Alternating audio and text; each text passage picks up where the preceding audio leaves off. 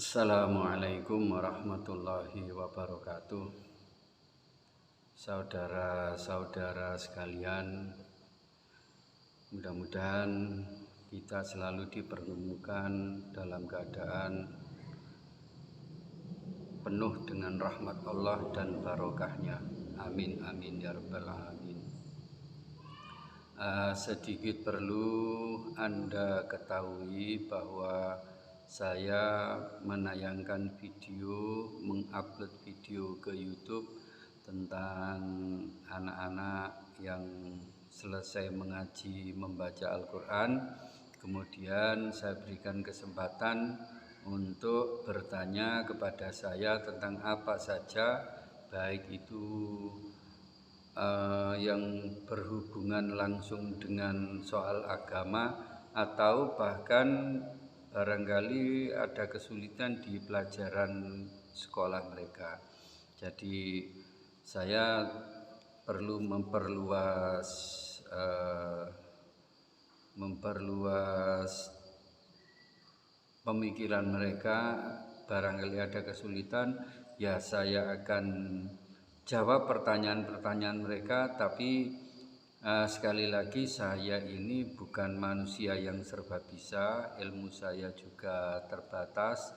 Jadi seandainya nanti ada pertanyaan dari anak-anak didik saya di TPQ Al-Hidayah Desa Ngembat, itu yang belum terjawab atau jawabannya salah, para netizen, para penonton boleh mengkritik saya atau meluruskan dari jawaban saya, karena ya sekali lagi saya ini bukan orang yang serba bisa, tapi hanya saja saya ini ingin anak-anak itu membuka wawasan, membuka pemikiran mereka agar tidak seperti biasanya kalau habis mengaji membaca Al-Quran kemudian selesai berdoa langsung pulang. Tidak seperti itu, tapi saya ingin anak-anak yang hidup di lereng gunung itu pada cerdas dan selalu terpancing pemikiran mereka, wawasan mereka gitu. Jadi itu saja. Jadi seandainya ada kesalahan-kesalahan dari saya, jelas itu memang kekurangan saya sendiri, dan mohon para netizen untuk berkenan meluruskan saya. Sekian, wassalamualaikum warahmatullahi wabarakatuh.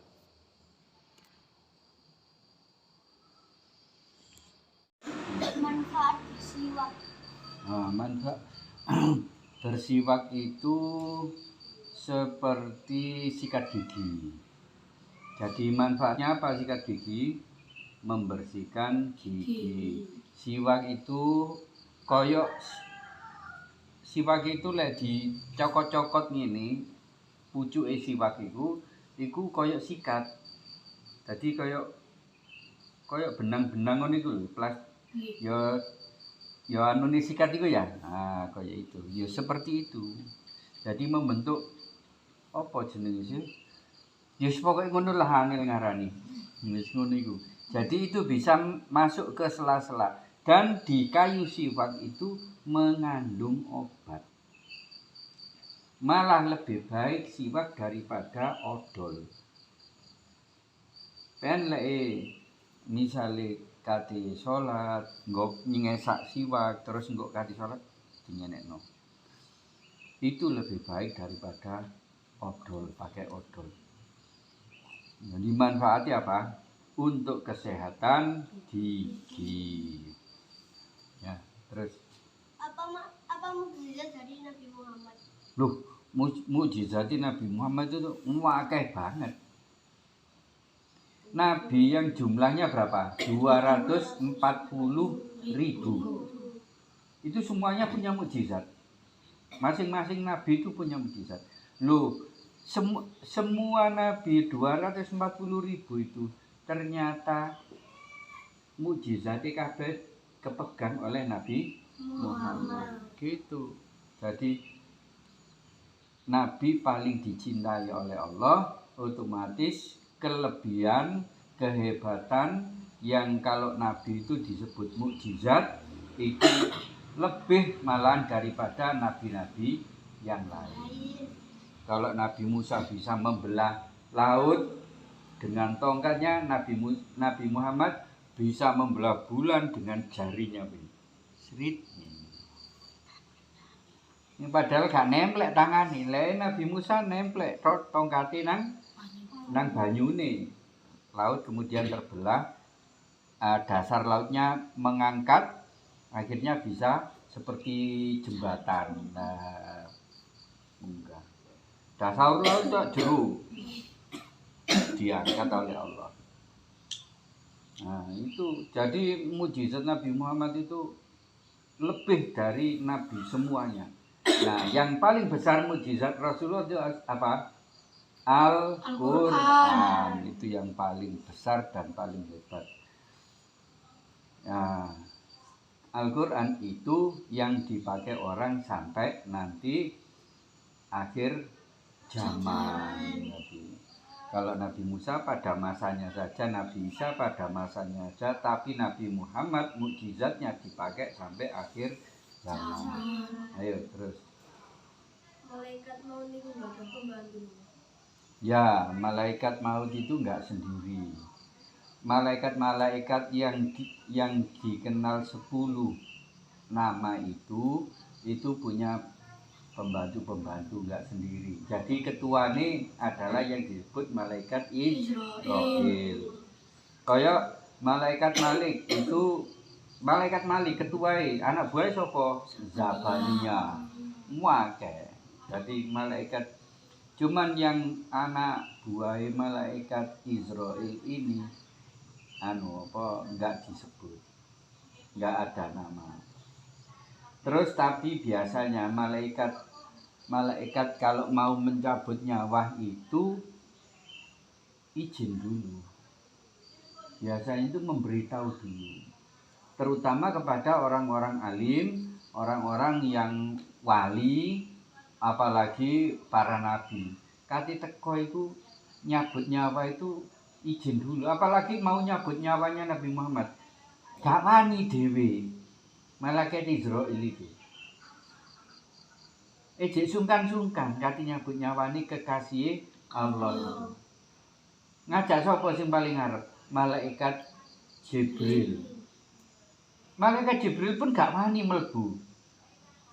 Amping-amping ngono ngarepe lawan. Seperti itu. Jadi malaikat itu khususnya nama malaikat Israil itu punya pembantu. Semua malaikat itu punya pembantu. Khusus malaikat Jibril nggak ada pembantu. Tapi malaikat Jibril itu adalah ketua dari semua malaikat itu. Cuman pembantunya malaikat Israil ini kok nggak pernah diceritakan di Quran atau di hadis ya. Apa sih nggak ruh hadis ya. Nek tahu krungu, gurunya apa cerita kalau malaikat yang mengambil nyawa itu 2 orang, bukan hanya malaikat Israil, tapi ada pembantunya lagi 1. Itu. Tapi nggak disebut siapa pembantunya itu.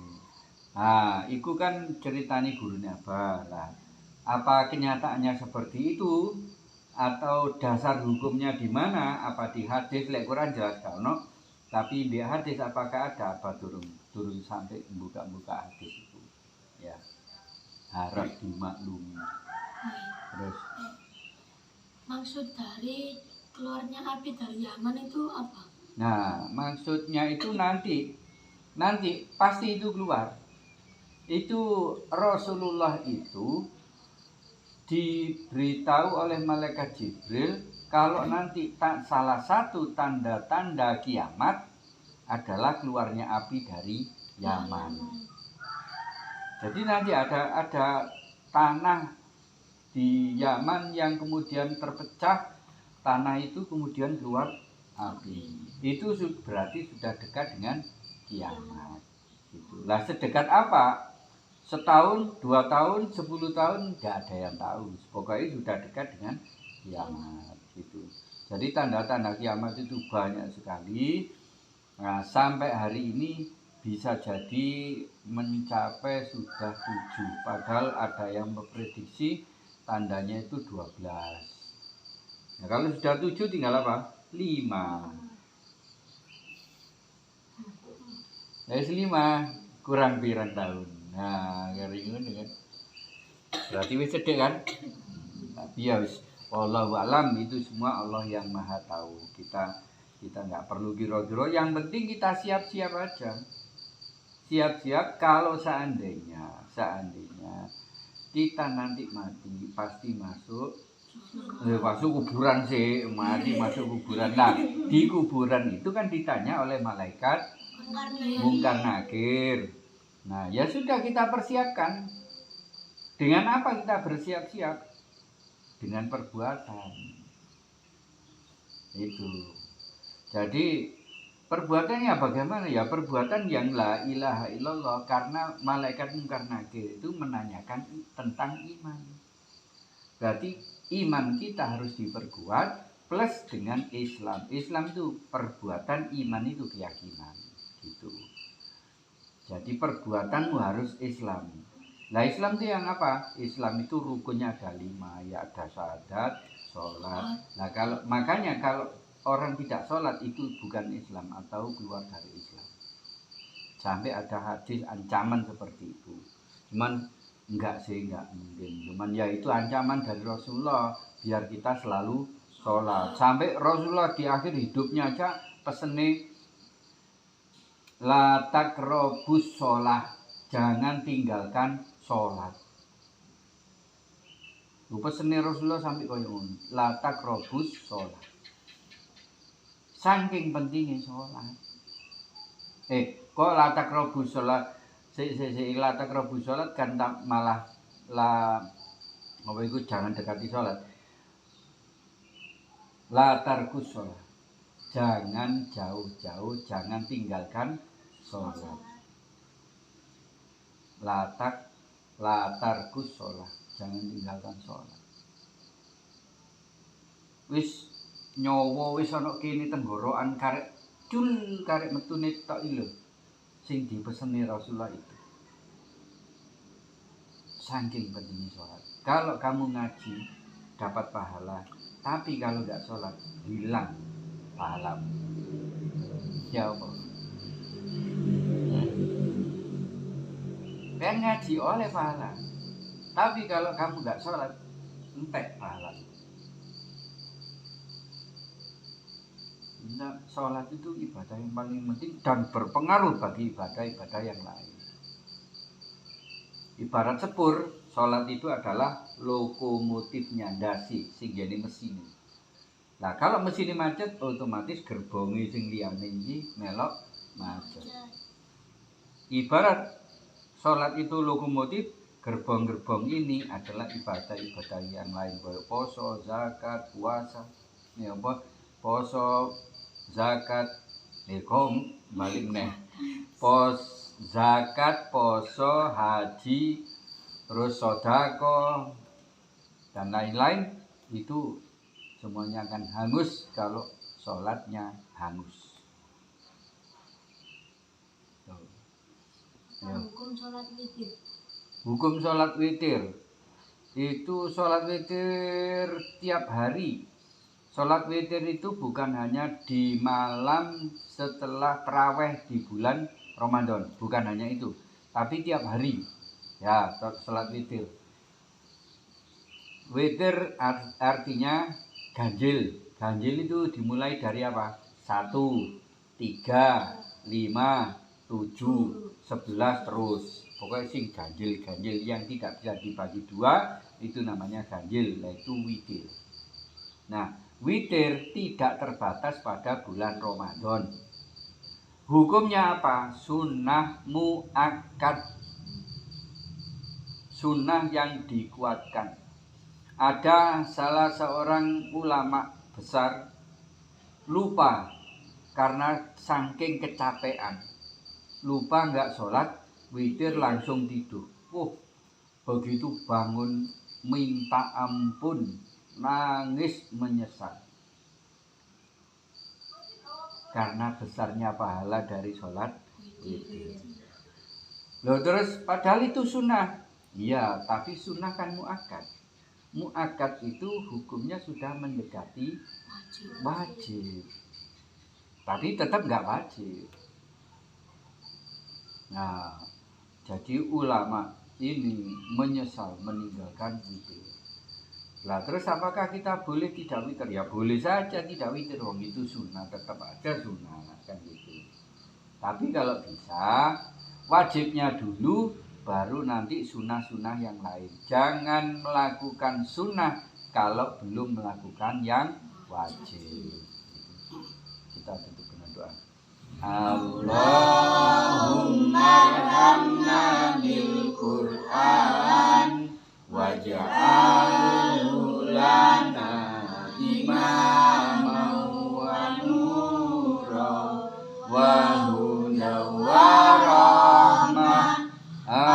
Allahumma dzakirna minhu ma nasina wa 'allimna minhu ma jahilna warzuqna tilawatahu ana al-laili wa atrafan nahar waj'alhu lana hujjatan ya rabbal alamin.